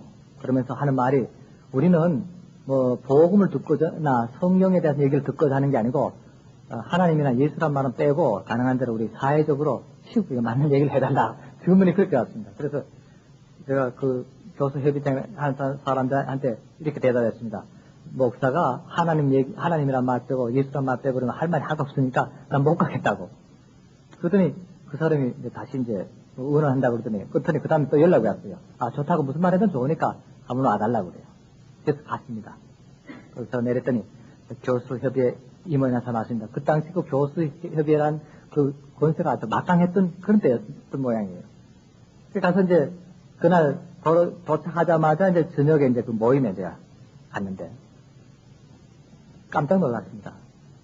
그래서 정문 앞에서부터 붉은 깃발이 이렇게 나달려 있고 이 구호가 있는데 차마 사람은 제가 표현할 수 없는 그런 욕이라 바꿔가지고 아주 이상한 말들이 구호가 이렇게 쭉 붙어 있었습니다. 밝은 글씨로 이렇게 써서 이 정권 어떻게 하자, 또 뭐 누구를 뭐 어떻게 죽이자, 뭐 이런 식으로 그냥 썼습니다. 그래서 내가 이거 내가 평양에 왔나, 이거 아니면 신인지에 왔는가 그런 생각이 들 정도였습니다. 그러니까 뭐 학생들도 보니까 붉은 띠를 메고 뭐 웅성웅성 대면서 뭐 그냥 돌면서 구호 외치고 난리를 치댄다. 근데 봄이니까 아마 이제 뭐 그렇게 된 것 같아요. 봄마다 맨날 그런다 그래요. 그래서 이제 강도가 안내받아 들어가니까 별 구호 무슨 비판해 뭐 이렇게 다 했는데 보니까 조그만하게 거기 있었습니다. 그 김여석 목사 초청 강연에 조그만하게 옆에다 하나 붙여놨어요. 그럼 딱 달라고 해놓고 시골 목사 이렇게 딱 써놨어요. 그래서 제 이제 호가 시골 목사 되어버렸습니다. 그거부터 이제 그렇게 불렀어요. 그래서 가니까 이제 교수들이 다 보였는데 제가 그랬죠. 올라가서 나 목사니까 잠깐 예배부터 드리고 그 다음 강연 들어가겠다고. 그래서 성경 한 절 읽고 찬송 하나 혼자 독창하고 5분간 메시지하고 기도하고 이제 그 다음 시작하게 됐습니다. 그러니까 그 앞좌석에 보니까 학생의 데이트라고 이제 학생이 이렇게 남아있어요. 그래서 제가 그러면서 이제 올라와서 얘기를 시작을 했는데 제가 그랬습니다. 도대체 여기가 어딘지 모르겠다고. 내가 평양에 왔는지 신의주 왔는지 흥남에 왔는지 모르겠는데 또 이 나라가 어느 나라인지 모르겠다고. 조선 민주주의공화국인지 대한민국인지 모르겠는데 이게 왜 이러냐는 거죠. 기본적으로 우리 대학이라면 기성의 전당인데 이 글씨 자체가 이렇게 쓴 그 자체가 이거는 세상에 가장 무식한 사람도 쓸 수 없는 그런 말을 썼는데 이래서 이게 도대체 이게 대학인지 아니면 어떤 무슨 난장판인지 내가 모르겠다고 이렇게 얘기하니까 앞에 있던 그 교수 저회생이 자꾸 손을 흔들어요. 그럼 하지 말라고 하는 것 같아요. 그래서 이걸 도대체 누가 이렇게 썼냐고 했더니 학생 하나가 손을 또 이렇게 들어요. 딱 상당하게. 그래서 그러면 학생이 그렇게 썼는가 했더니 그렇다고 그래요. 우리 투쟁의 목표입니다. 그렇게 다 당연하다고 합니다. 그래서 뭘 위해서 투쟁합니까? 그러니까 독재 정권에 맞선 투쟁입니다. 우리는 우리 착취하는 계급에게 대항하는 그런 뭐 해방 운동입니다. 뭐 그러면서 막 이제 사회주의적 그렇게 하면서 막 인용을 하는 거예요. 와서 이제 자기 한 몇 분간 하도록 놔뒀죠. 그냥 들었습니다. 제가 무슨 말 안 하고. 교수들이 딱 여기 든 겁니다. 제가 알았다고. 그래서 제가 그 사람을 향해서 물었습니다. 당신은 지금 그 얘기한 것은 당신은 지금 막스 사회주의에 대해서 얘기하는 모양인데 전혀 다른 말이다. 그건 막스가 그런 말 한 적이 없다. 당신 지금 방금 칼 막스고 또 얘기를 했는데 당신 그 책을 본 적이 있는가? 그러니까 번역판 봤습니다. 그래. 번역판 봤습니다. 지금 한 말을 요약하자면 이 원문에는 바로 이렇게 되어 있다. 그 막스 엥겔스 전집 2편에 보면은 거기에 몇 절에서 몇 절까지 이렇게 되어 있다. 하고 제가 그 원문을 이렇게 소개했습니다. 그런데 갑자기 이 학생 하나 옆에 떠나지, 목사님은 그럼 사회주의 혁명가십니까? 그래. 그렇게 하고 나도 혁명가라고. 그게 다양해져요. 그럼 내가 진짜 혁명에 대해서 말해볼까? 다양합니다. 그래서 제가 그때 얘기했습니다. 이 사회가 그렇게 불만스럽고 이 사회가 불안하고 형편없는 사회라면 근본적인 원인을 해결해야 된다. 그렇지 않습니까? 그러니까 옳다 그래요. 근본적인 원인이 뭐냐 하니까 독재정권 무너뜨려야 된다고. 좋다 그럼 독재정권 무너뜨리고 나서 계속 독재정권이 나왔지 않느냐. 세상 보라고 제3국에 계속 독재정권이 나왔지 않느냐. 이거 무너져봐 또 해야 되지. 공산주의는 독재정권 아니냐 말이야. 계속 반복됐는데 그렇다면 그 근본적인 것이 해결되지 않느냐. 그게 뭔지 아느냐 말이야. 바로 그것이 죄다 말이야. 당신이나 나나 가진 이 죄가 죄로부터 우리가 자유함을 얻지 못하면 해방되지 않고는 아무리 체제가 바뀌어도 똑같은 체제로 반복될 수밖에 없다는 사실입니다. 여러분 바로 그렇습니다. 우리 인간이 사는 사회에서 정말 이 하나님 만드신 이 땅이 천국으로 만들려면은 우리 인간 자체의 근본적인 하나님 나라에 반대되는 사상, 죄에 대한 것이 해결되지 않고는 안 된다는 사실입니다. 그래서 그렇죠. 나는 죄에서 해방되는 혁명가다. 예수 그리스도가 바로 그랬다. 우리 인간의 죄를 해방시키기 위한 혁명가였다. 그 당시 바로 그랬습니다. 예수님 말씀 한마디 한마디가 혁명적이었습니다. 모든 사람이 깜짝깜짝 놀랄 일이었습니다. 좋아, 우리 다 같이 혁명운동하자. 먼저 죄에서 혁명운동하자. 우리가 새롭게 만나. 죄 없는 사람이 되고 의로운 사람이 되자. 그러면 이 세상에 투쟁할 목표가 아무것도 없습니다. 이 세상에 사람 보는 사람마다 서로 웃고 서로 반갑고 서로가 서로를 칭찬하고 서로가 서로에게 베풀게 되면 무슨 문제가 되지 않습니까? 이것이 바로 가장 이상적인 나라다. 그것이 바로 성경에서 말하는 하나님 나라라는 거다. 하나님 나라라는 것은 죄에서 해방하는 가장 성령적인 나라다. 관계를 맺게 됩니다. 이것은 단순히 육신의 병을 고침받은 것과는 전면 다릅니다. 이 여자의 마음이 이 순간 이미 주님과 결합한 것을 우리가 알 수 있기 때문입니다. 여기 본문에 보면은 이 여자가 예수님 옷가에 손을 댄다라는, 만진다라는 그런 말이 있습니다. 그 말은 그 헬라어의 그 본문에 보면은 합토라는 그 낱말에서 나온 말입니다. 합토. 이것을 우리나라 말로 그대로 직역해 보면은 이 초나 나무에다가 나무에 이제 불을 붙이듯이 또는 단순히 접촉한다 하는 그런 뜻 외에도 한 물체와 또 다른 물체를 비끄러맨다는 뜻이 더 강합니다. 이게 합토입니다. 여러분 이렇게 생각해 보면 확실히 이 순간 그녀의 마음은 예수님께 비끄러맨 바 되었고 떨어질 수 없는 관계가 됐다는 사실입니다. 그 대는 순간 합토. 벌써 몸과 몸이, 마음과 마음이, 영과 영이 주님과 더불어 비끄러매었다는 사실입니다. 비록 예수님에 대해서 옷단을 만지면서 겸손하게 나왔지만 그녀의 마음은 견고하게 주님과 결합한 것입니다. 이제 여러분들은 어떻습니까? 여러분 이곳에 예배 드려왔습니다. 그 목적이 무엇입니까? 이 시간에 주님을 그냥 멀리서 바라보기를 위해서 왔습니까? 아니면 만나기 위해서 왔습니까? 아니면 그냥 스쳐 지나기 위해서 이 시간에 왔습니까? 당시에도 많은 사람들이 공연히 예수님께 부딪혔습니다. 그냥 구경만 했습니다. 그들은 공연히 왔다가 공연히 떠나버렸습니다. 그러나 이 여자는 한 번 온 후에 주님과 더불어서 한 몸이 되어서 갔습니다. 딸아, 내 믿음이 너를 구원하였으니 평안할지어다 하는 주님의 인자한 음성을 들으면서 그 여인은 주님과 함께 떠나가는 사실을 우리가 알아야 됩니다. 여러분들도 주님이 주시는 귀한 은혜를 충만히 받기를 원하십니까? 그리고 이곳에 와서 떠나갈 때에 주님으로부터 사랑하는 아들아, 사랑하는 딸아, 내 믿음이 너를 구원했으니 평안할지다 하는 그런 주님의 음성을 듣고 싶습니까? 그렇다면 여러분, 우리가 주님과 더불어서 그냥 보고 스치고 지나갈 것이 아니라 보는 순간, 만나는 순간 한 몸으로 비끄러내야 됩니다. 그럼 우리 마음속에, 우리 몸속에는 영원히 주님과 더불어 생존할 수 있다는 사실을 우리는 알아야 됩니다. 한 번은 우리 마을에서 이제 학생들이 많이 오게 됐습니다. 그러니까 옛날 얘기입니다. 그때 제가 유초등부하고 중등부, 고등부 처음 만들어서 이제 시작할 때인데 학생들이 이제 얘기를 듣고 좋으니까 이웃 마을에 가서 안 믿는 학생들 막 데려오기 전도를 많이 했습니다. 그리고 이제 아까 시간에 제가 얘기했듯이 성탄 전날 국밥 한 그릇씩 잘 먹고 나니까 야 이제 이 교회만 오면 무슨 행사 때마다 국밥 한 그릇 먹겠구나 하는 해수도 모릅니다. 그래서 애들이 점점 불어갖고 중고등학생도 100명이 넘게 그렇게 됐습니다. 그러니까 처음에는 그 마을 사람들이 그 마을 문둥이 동네인데 가면 병 걸린다고 했다가 가보니까 괜찮거든요. 그리고 가니까 뭐 또 영어도 배우고 또 수학도 배우고 잘하거든요. 제가 거기서 과외 수업을 했습니다. 왜냐하면 그 당시에는 이게 과외 수업하면 다 잡아간다 그랬어요. 그래서 전두환 대통령 시절이었습니다. 그런데 공짜로 가르치는 건 괜찮다 그래요. 돈 안 받고 가르치는 건. 그래서 제가 이제 그 아이들 보고 그랬죠.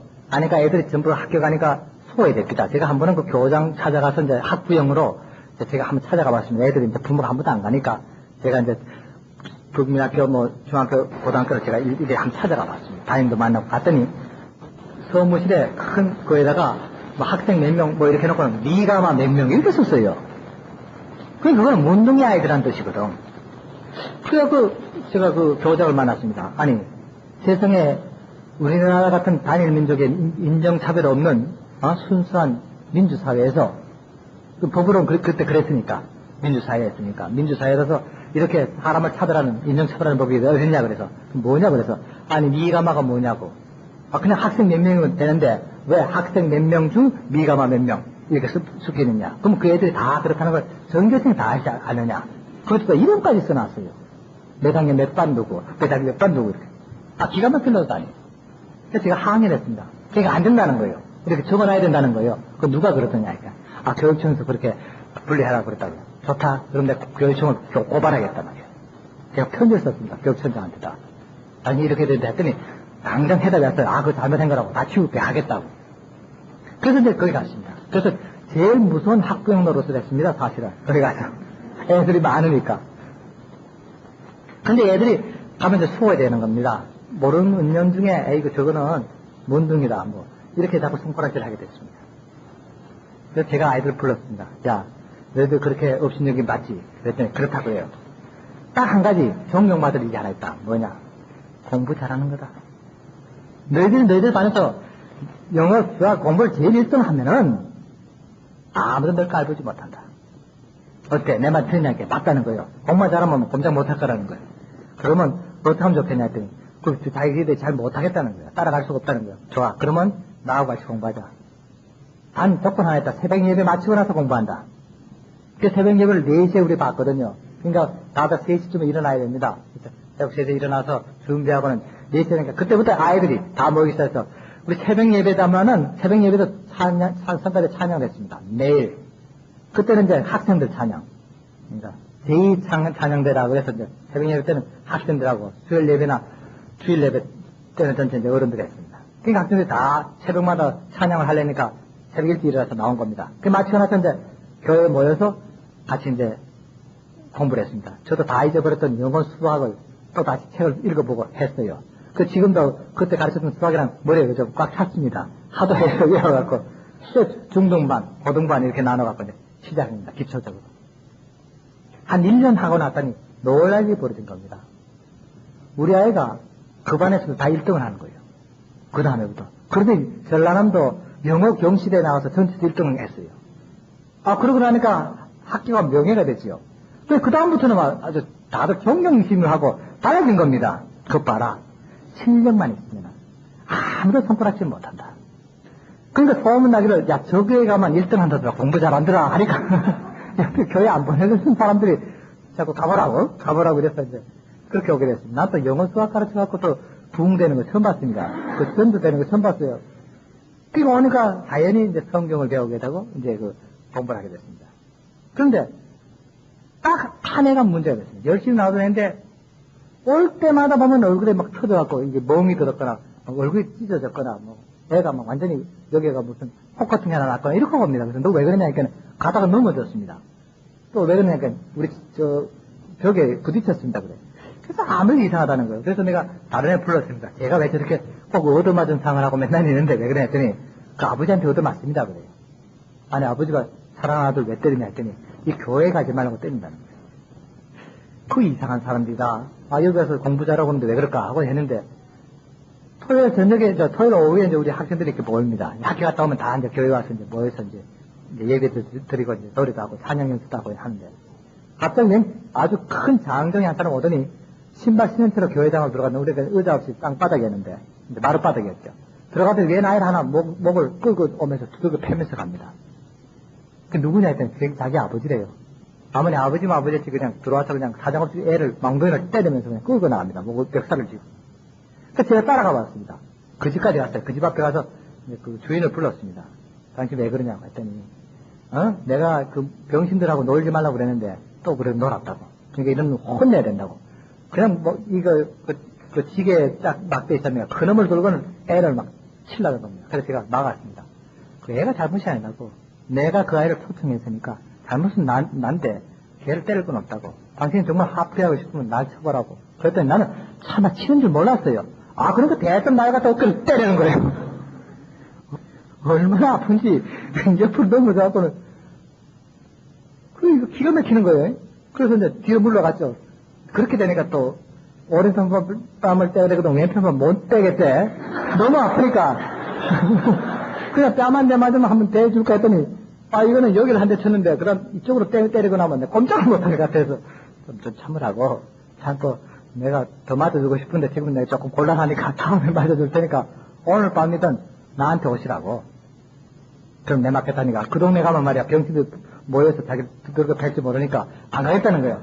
그러면은 내가 내일 오겠다고. 오늘 내가 조금 지금 숨을 못 쉬겠으니까 좀 미안하다고. 내가 내일 와서 대신 또 한 대 맞을 테니까 그때까지 기다려라고 그러고 이제 왔습니다. 얼마나 아픈지 뻐근해서 이제 왔어요. 그 다음날이 되는데 가긴 가야 되겠는데 도저히 갈 수가 없어요. 이 사람이 법보다 주먹이 가깝다고 한 대 맞고 나니까 정신이 하나도 없던데. 그리고 여기를 보니까 막 바람 핏줄이 빨갛게 섰는데 이 거울을 들여다봐도 아주 이상해요. 그러니까 이 고개를 들지 못하고 이렇게 하고 이제 그달 하루 종일 지났는데 아무래도 저녁 되기까지 내가 가야 되겠다. 약속을 했으니까 내가 가서 맞아주기로 했으니까 가야 되겠다 해서 이제 걸어서 그 집을 갔습니다.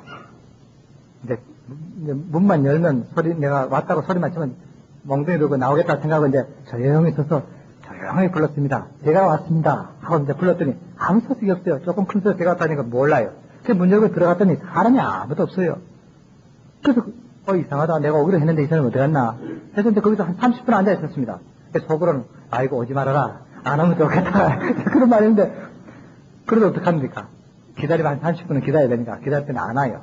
그러면 안 되겠다. 그럼 내일 오지. 하고 이제 마치 보니까 그 꼬마아이가 그 집 막내 딸이 오길래 아버지 어디 가냐니까 밭에 가서 갔는데 어느 밭인지 모른다는 거예요. 그래.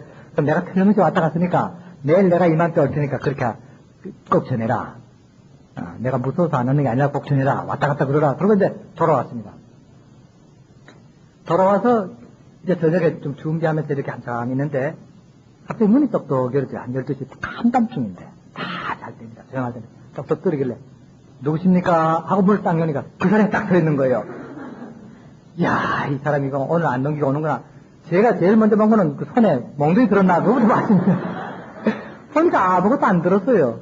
그래서 이거 안심됐죠. 뭐 주먹으로 때리는 거야. 뭐 맞아도 별로 안 아프지만은.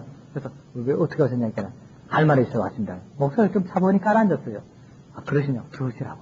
들어오면서 자꾸 봤죠. 뒤를 보니까 아무것도 없어요. 그래서 이제 앉으라고 했더니 앉았습니다.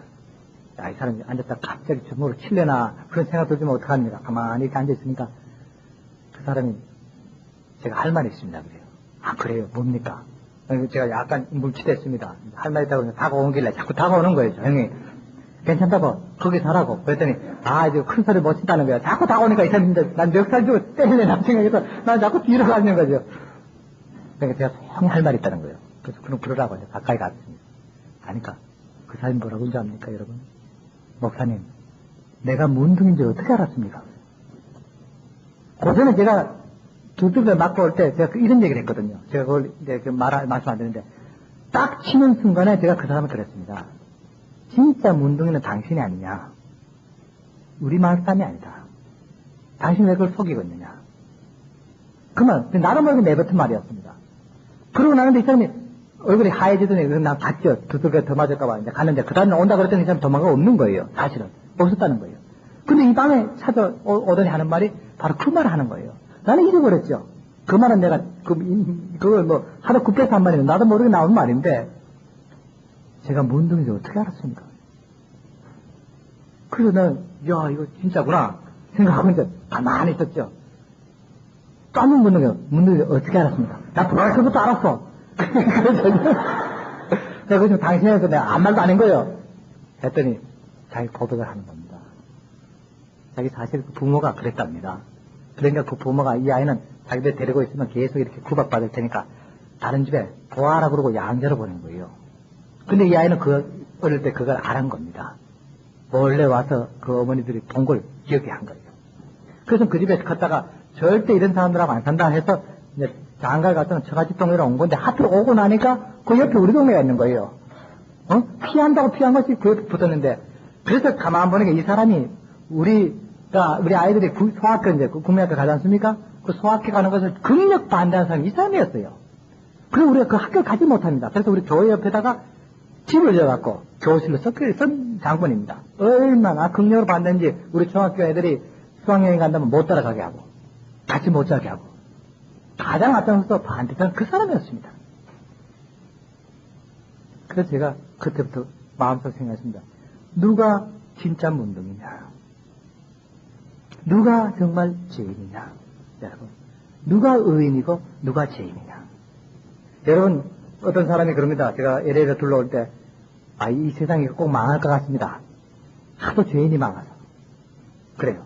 그래서 제가 그 사람들 이런 말을 했습니다. 여러분, 이 세상은 죄인이 많다고 절대 망하지 않습니다. 아무리 죄인이 많아도 이 세상 하나님께서 망하게 하지 않습니다. 망한 이유는 딱 한 가지 있습니다. 의인이 없기 때문에 망하는 겁니다. 여러분, 소돔 고모라가 왜 망한지 압니까? 아무리 죄인이 있어도 하나님께서 망하게 하지 않으려고 그랬습니다. 단 하나, 의인열이 없기 때문에 망한 것입니다. 그렇다면 이 세상에 지금 현재 의인은 누가 돼야 되겠습니까? 바로 여러분들이, 성도들이, 그리스도인들이 의인이 돼야 됩니다. 그래야 이 땅이 천국같이 유지된다는 사실입니다. 여러분, 지금 여기 숫자가 보니까 100명이 넘는데, 그때 소돔 고모라 세상 망할 때 10명만 있어도 안 망하겠는데, 이 정도 있으면 아마 미국도 안 망합니다. 전 세계가 망하지 않을 겁니다. 그렇다면 여러분, 이 땅을, 하나님이 만들어주신 이 땅을 천국처럼 정말 다스리고 보호할 가장 유일한 사람은 바로 여러분들이라는 사실을 아셔야 됩니다. 여러분이 의인이 되지 못하면, 하나님 앞에 바로 서지 못하면 이 나라는 망합니다. 아무리 여러분 자녀들이 공부 잘하고 좋은 학교 가고, 아무리 여러분이 사업자에서 돈 많이 벌어도 하나님께서 심판하시면 아무것도 아닙니다.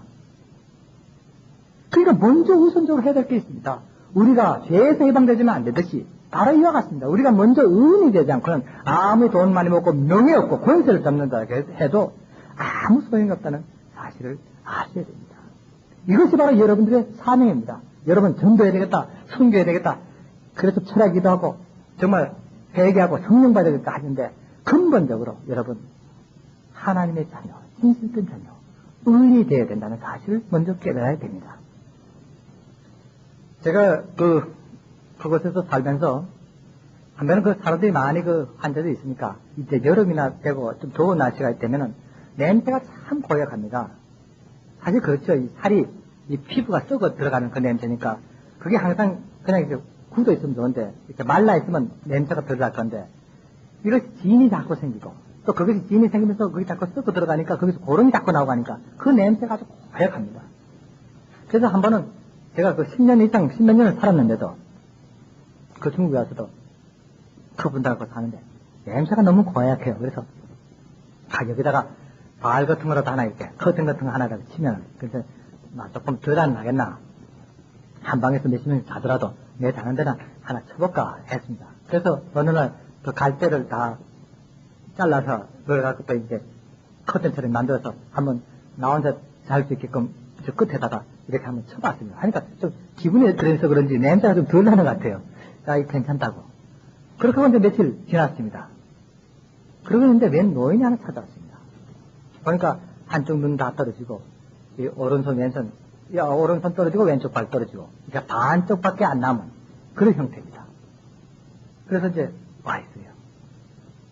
그래서 왜 왔냐고 그랬더니, 선생님, 내가 오늘 밤에 꼭 죽을 것 같아갖고 오늘 밤에 선생님 옆에 좀 자고 싶습니다 그래요. 근데 그분들은 이제 세상을 떠나기 전에는 저한테 와서 이제 죽게 됩니다. 그러니까 발다리가 없는 사람은 배로 기어서 들어오고, 또 한쪽에다 있는 사람은 억지라도 걸어서라도 쩔룩거려서 와서 이제 제 옆에 와서 죽기 때문에, 당신은 좀 미리 잘 알았냐. 그러니까 옆에서 죽겠다는데, 아이고 냄새나니까 저리 가시오 할 수도 없고, 같이 자자고. 저는 좁은 데니까 나 혼자 이제 이렇게 커튼을 이렇게 쳐놓고 이제 자는데, 그러니까 더 누워요 사람이. 눕고는 이제 고맙다고, 오늘 밤 내가 죽을지 모르니까 제가 하룻밤을 재워주면 좋겠다고 그래요. 그래서 그러자고 해서 이제 밤이 돼서 어두워져서 자게 됩니다. 그건 이제 그 사막 기후가 되기 때문에 여름이라도 밤 되면 아주 쌀쌀합니다. 춥습니다. 땅바닥에다가 그냥 이렇게 갈대로 만든 거적대기 같은 걸 이렇게 깔고 거기 누우니까 밑에서는 차지요. 하지만은 뭐 그런 대로 그렇게 하고 이제 입은 옷대로 이제 들어 누웠습니다. 일단도 누웠어요. 저는 그동안은 한 1m 밖에 이렇게 좀 떨어져서 사람을 봤는데, 가까이 3cm 가까이 이렇게 사람 보니까 영 다르게 보이대요. 이 눈이 하나 떨어지는 그 눈이 얼마나 깊어 보이는지, 이 코가 떨어졌는데 콧구멍 두 개가 그렇게 깊을 수가 없어요. 비도 이렇게 떨어지는 거 감아보니까 그 귀가 그렇게 몇 미터 될 정도로 깊습니다. 아, 그래서 야, 한 1m 떨어진 거하고 3cm 가까이 보는 거 이렇게 다르구나 생각했는데, 아, 이 사람이 자면서 숨소리를 내는데 냄새가 얼마나 고약하게 나오는지, 아, 내가 이거 냄새 피해서 이거 하나 쳤더니 이제 더 큰 냄새를 맡게 됐습니다. 그러다가 막 이렇게 있는데 이제 꿈틀꿈틀하서 옆으로 하는데, 깜짝 놀란 것은 벌써 옆구리에서 보니까 뭐가 허연 게 뭐가 이렇게 나와요. 그래서 나는 인 줄 알고, 거기 이가 많거든요. 세수 안 하고 이분처럼 맨날 사니까. 저도 이제 머리를 이렇게 냅다리고 목 갖고 길고 수염도 이렇게 길면은 한 번씩 뭐가 건질해서 이렇게 잡아내면 이가 한 몇 마리 이렇게 두두두두 나와요. 그래서 아, 저기 인가 이보다는 조금 커요 보니까. 그래서 가만 보니까 이 구데기 같은 그 벌레가 거기서 나온 겁니다. 세상에 살아있는 사람한테서 나오는 거 했더니 그게 썩으니까, 썩은 데서 그게 나오니까 조그마한 게 오물오물 나옵니다. 야, 이거 저거 자고 있다가 나한테도 내 속에 들어갈지도 모르겠는데, 이제 그런 생각하면서 제가 잠이 들었습니다. 한참 잠이 들었는데 갑자기 그 방이 온돌방처럼 따스해지는 느낌이 들었어요. 그 이상하다. 내가 이거 한국으로 돌아갔나? 이제 꿈에 그렇게 생각하면서 했는데, 그렇게 고약하던 냄새가 없어지는 겁니다. 냄새가 안 나요. 그래서 향긋한 냄새가 들어요. 그래서 벌떡 일어나서 봤습니다. 근데 그 사람 꼭까지 그렇게 자고 있어요. 그게 아침이 되는데 이 사람은 안 죽고 일어나요. 죽는다고 하는데. 그래서 하는 말이, 아이고, 제가 사실은 선생님 옆에 자고 싶어서 그렇습니다. 아직 죽을 날이 멀은가 모입니다. 가겠습니다. 꼭 하는 거예요. 그 가는 뒷모습을 보면서 제가 깨달았습니다. 아, 어쩌면 주님께서 저분 모습으로 나타나서 내게 교훈하는구나. 위선적인 마음이다. 그 마음이 갑자기 확 들어왔어요. 그래서 당장 그걸 떼어버리고 제가 기도했습니다. 하나님, 나같이 정말 형편없는 자가 이런 일을 할 수 있겠습니까? 이렇게 주님께서 친히 교육시켜 주시니 얼마나 감사합니까? 사랑하는 여러분, 우리가 아무리 때로는 주님 뜻대로 산다고 할지라도, 아무리 하나님 말씀대로 산다고 할지라도, 그 마귀의 유혹이란 거, 마귀의 시험은 언제 와서 교만하게 하는지 모릅니다. 그 뭔지 압니까? 겸손한 마음은 성령의 마음입니다. 교만한 마음은 마귀의 마음이라는 것을 알아야 됩니다. 이제 앞으로 여러분들도 이 인생 살아가는데 순간순간마다 항상 성령 속에서 살아야 된다는 말씀입니다. 여러분, 우리 사람의 마음은 절대로 비지 않습니다. 항상 무엇인가 꽉 차 있습니다. 성령으로 꽉 차 있던가. 성령이 떠나면 마귀 영이 즉시 들어옵니다. 여러분, 그러기 위해서 늘 하나님 말씀대로 행하고 하나님 뜻대로 살 때만이 우리 모두의 마음속에 성령 충만할 줄 믿습니다. 기도하겠습니다. 거룩하신 아버지 하나님, 아무리 저희들이 회개한다고 할지라도, 아무리 주님 앞에 은혜 받는다고 할지라도 때때로 미혹하는 영이 있어서 늘 사탄의 유혹에 빠질 때가 많습니다. 그러나 저희들이 항상 하나님 말씀을 무장하고 우리 마음속에, 우리 온몸에 성령으로 충만할 때는 어떤 사탄의 유혹으로도 이길 줄 믿습니다. 그러기 위해서는 저희들은 진정으로 주님 말씀대로 행하고 주님 뜻대로 살아야 될 줄 믿습니다. 우리 여기 모인 모든 형제자매들이 앞으로 이 세상을 구원할 수 있는 의인이 되어서 성령 충만한 생활을 할 때마다 우리 하나님께서 지키시고 보호하시고 축복하실 줄 믿습니다. 예수님 이름으로 기도합니다. 아멘.